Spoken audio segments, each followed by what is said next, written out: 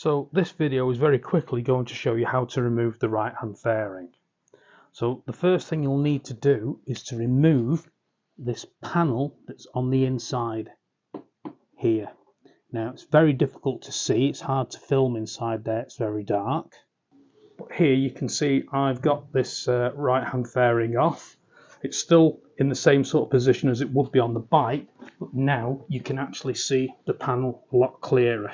Okay, so this is the panel here, this bit, and you can see where it's got the 3 clips.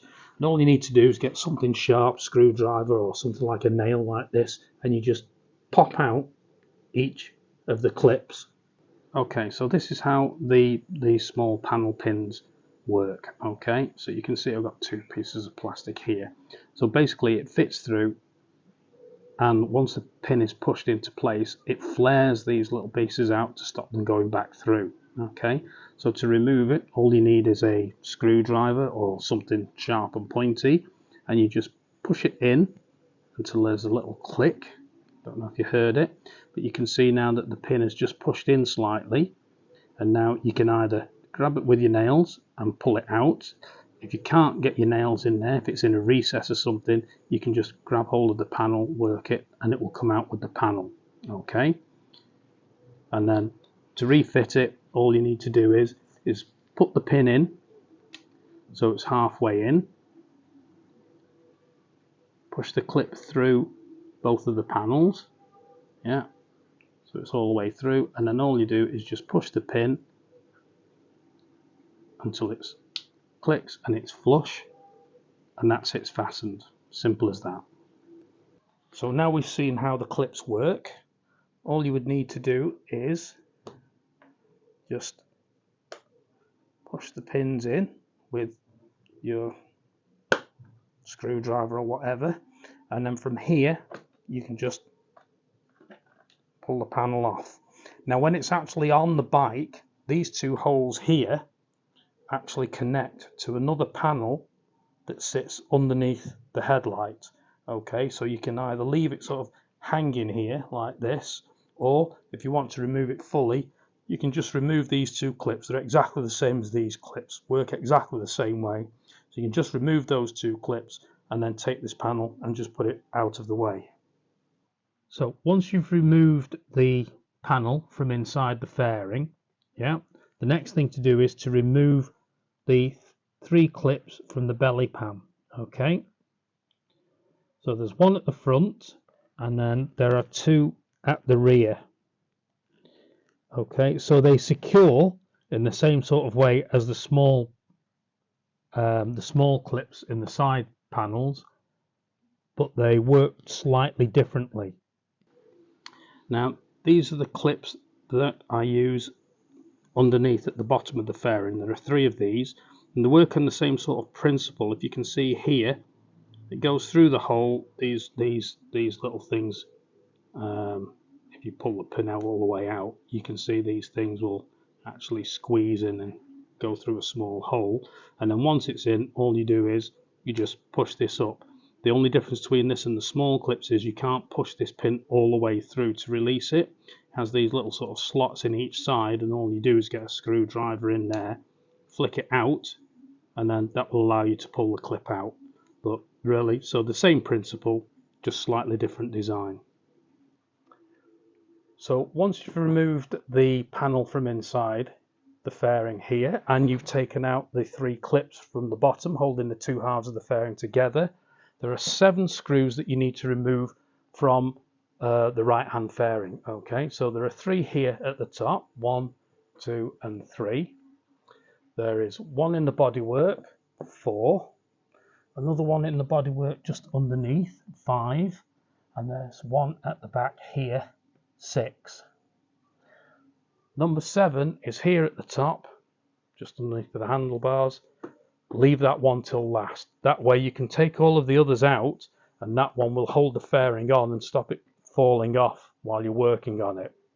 However, to take the right hand fairing off, there are 2 screws you actually need to take off on the left hand fairing, and that's these 2 screws here, because these 2 screws actually hold the whole bracket this V-shaped bracket that protects the oil cooler.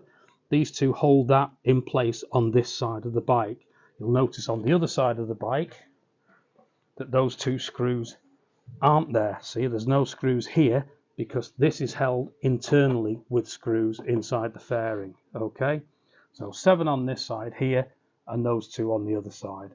And then once you've taken out that last top bolt, nice and easy, just work it off and the fairing should come off. Okay, so when it comes to refitting the right hand side fairing, it's a little bit more difficult than the left hand side. The left hand side fairing just basically bolts back on. Okay, there's no issues with that. However, the right hand side fairing, there's a few things you have to sort of line up to get it all correct. Okay, the main thing being that this V-shaped grill here that covers the oil cooler, that has to actually slot in correctly on the left hand side of the fairing. Okay, but it also has to slot in correctly on the bottom. So I always suggest that when you put this on, the first thing to do is to put it in position. Make sure you put this top bolt on here and the top of the, just by the side of the fuel tank. That holds it in place and stops it falling off the bike. Secondly, I would put one of these screws in at the top here now to stop the fairing or the panel from moving backwards and forwards this way. The next thing I would suggest you do is that you go over to the left hand side of the bike, that you line everything up, especially this oil cooler protector. Make sure that this V section lines up with the fairing on the other side, and then put one of the screws in there to hold it all in place and stop the bottom dropping back over to this way. Once you've got that in, again, making sure that all the bolts or all the screws are actually loose. You know, don't tighten them up, put them in, get them started, but don't tighten them up. Once you've done that, then you can start to put all of the other screws in, and then once they're all in place, you can put your plugs in at the bottom to hold the bottom together, and then just tighten everything up, making sure that none of them trap on the bodywork. As I say, a lot of the bolts have shoulders on them, and the bodywork is designed to fit over the shoulder so that it's not actually tightening the screw up on the bodywork itself. Yeah, it's tightened up directly onto the frame or the chassis, and the bodywork is sitting over that shoulder. So the thing is to get everything lined up loosely, put something in to hold it in that place, and once you've got that, then once everything's in, you can tighten it all up.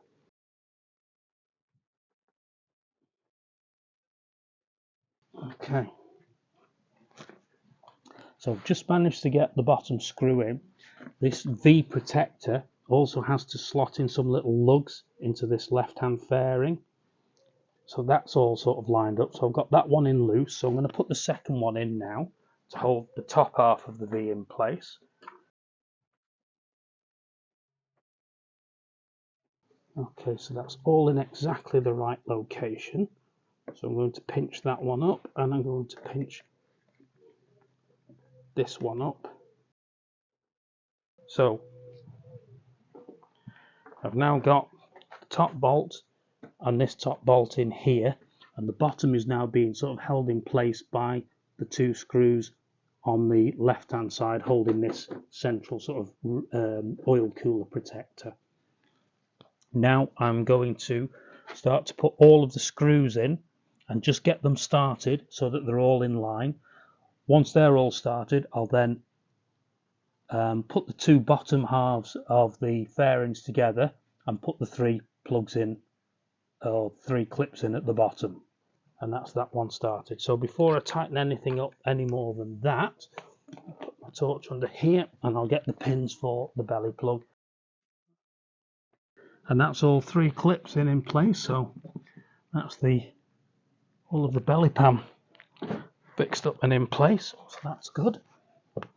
So now we just tighten everything up, making sure that the bodywork fits over the shoulders on each of the screws.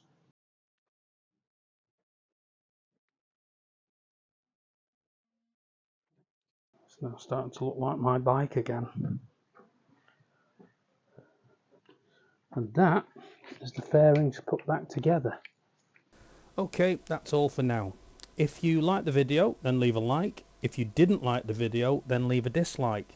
Either way, leave a comment, suggestion, or any questions you may have in the comment section below, and don't forget to subscribe with notifications on so you don't miss any of my future content. Once again, thanks for watching.